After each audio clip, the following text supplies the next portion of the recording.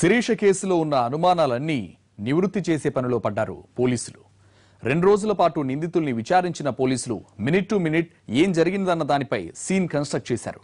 అర్ధరాత్రి నిందితులు ఇద్దరిని కుకునూరుపల్లికి తీసుకెళ్లారు. ఆ రోజు రాత్రి హైదరాబాద్ నుంచి కుకునూరుపల్లి వెళ్లడం, అక్కడి నుంచి ఆర్జే ఫోటో స్టూడియోకి తిరిగి వచ్చే వరకు ఏం జరిగింది, ఎలా జరిగిందని పరిశీలించారు.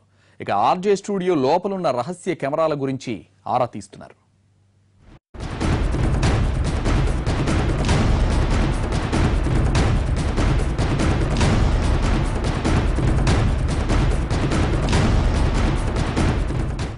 శిరీష కేసులో ఏ ఒక్క ఆధారాన్ని వదిలిపెట్టట్లేదు పోలీసులు. ప్రతి అంశాన్ని క్షుణ్ణంగా పరిశీలిస్తున్నారు. ఇప్పటికే 2 నిందితుల్ని 2 రోజుల పాటు విచారించారు. ఈ కేసులో తేజస్విని స్టేట్మెంట్ కీలకంగా మారింది. తేజస్వినిని రహస్య ప్రాంతంలో 2 రోజులు విచారించారు పోలీసులు. శిరీషతో తనకున్న గొడవ గురించి పూసగుచ్చినట్లు వివరించింది తేజస్విని.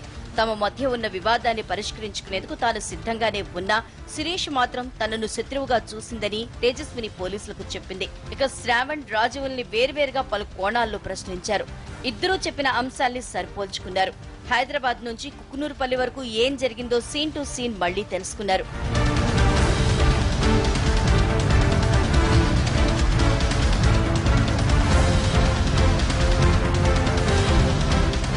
తేజస్వినితో వివాదాన్ని పరిష్కరించుకునేందుకు శ్రావణ్ సాయం కోరింది శిరీష. తన స్నేహితుడైన కుకునూరుపల్లి ఎస్ఐ ప్రభాకర్ రెడ్డి సాయం తీసుకుందామని శ్రావణ్ చెప్పాడు. ప్రభాకర్ రెడ్డి బ్యాచ్మేట్ హరీందర్ బంజారాహిల్స్ ఎస్ఐగా పనిచేస్తున్నాడు. అతను ఈ సమస్య పరిష్కరిస్తాడని ప్రభాకర్ రెడ్డి చెప్పాడు. దీంతో రాజేష్, శిరీష, శ్రావణ్ ఈ నెల 12న సాయంత్రం కప్పా కాఫీ షాప్ లో కాసేపు చర్చించి రాత్రి 8:30కు బంజారాహిల్స్ పోలీస్ స్టేషన్ కు వెళ్లారు. ఎస్ఐ హరీందర్ ను కలిశారు. తమ సమస్య గురించి 5 నిమిషాల పాటు చెప్పారు. తాను బిజీగా ఉన్నానని చెప్పి హరీందర్ వెళ్లిపోయాడు. దీంతో ముగ్గురు మళ్లీ కప్పా కాఫీ షాప్ కు వెళ్లారు. అక్కడే కాసేపు ఉన్నారు. కుకునూరుపల్లి ఎస్ఐ దగ్గరకు వెళ్లి సలహా అడుగుదామని శ్రవణ్ చెప్పాడు.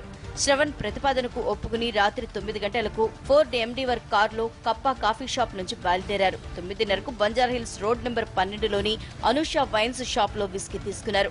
అక్కడి నుంచి రాయదుర్గంలోని మెహఫిల్ రెస్టారెంట్ లో స్నాక్స్ తీసుకున్నారు. ఔటర్ రింగ్ రోడ్డు మీదుగా వెళ్లి రాత్రి 11:30 గంటలకు కుకునూరుపల్లికి చేరుకున్నారు. నేరుగా ఎస్ఐ క్వార్టర్స్ కు వెళ్లారు. రాత్రి 2:30కు తిరిగి బయలుదేరి షామీర్పేట, అల్వాల్, సికింద్రాబాద్, బంజారాహిల్స్ మీదుగా ఆర్జే ఫోటో స్టూడియోకి వచ్చారు.